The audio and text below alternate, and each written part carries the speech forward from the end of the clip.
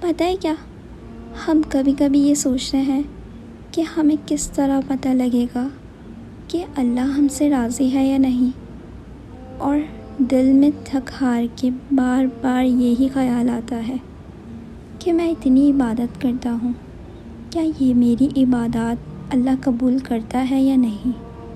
جانتے ہو، یہ وسوسے ہوتے ہیں جو شیطان ہمارے دلوں میں ڈالتا ہے کہ تم اتنے گنہگار ہو، اتنی عبادت کر رہے ہو، اللہ تم سے خوش نہیں ہے، اسی لیے تم اتنی پریشانیوں، دکھ درد میں مبتلا ہو۔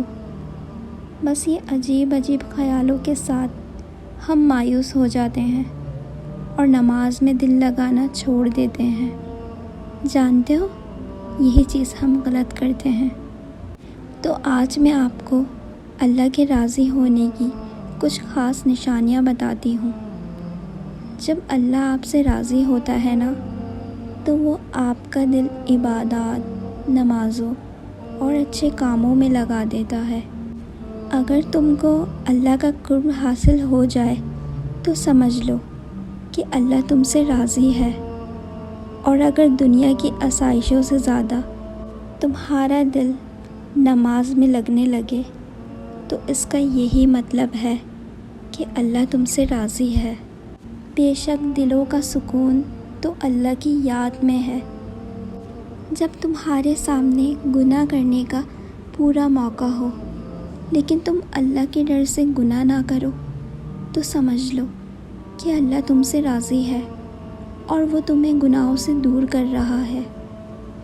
اور اگر تمہارا دل تکلیف سے پھٹ رہا ہو لیکن تم پھر بھی اللہ کی رضا میں راضی رہو تو یہ اس بات کا اشارہ ہوتا ہے کہ اللہ تم سے بے پناہ خوش ہے، اور تمہارے دل میں اللہ کی مخلوق کے لیے رحم و محبت پیدا ہونے لگے، اور تم مسکینوں کی مدد کر کے اپنے آپ میں ایک عجیب سی خوشی محسوس کرو، تو یہ اس بات کی طرف اشارہ ہے کہ اللہ نے تمہیں چن لیا ہے اور وہ تم سے بے پناہ محبت کرنے لگا ہے۔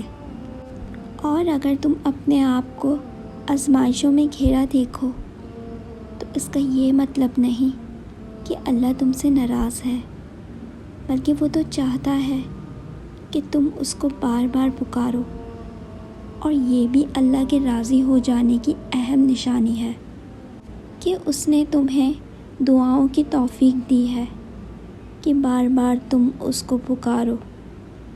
اللہ پاک ہم سب کو اپنے سے قریب ہونے کی توفیق دے، آمین۔ اگر آپ کو میری بات سمجھ آئے تو اس پر ضرور عمل کریے گا اور کامنٹ سیکشن میں ضرور بتائیے گا، دعاؤں میں یاد رکھیے گا۔ اللہ آپ سے بہت محبت کرتا ہے۔ جزاک اللہ۔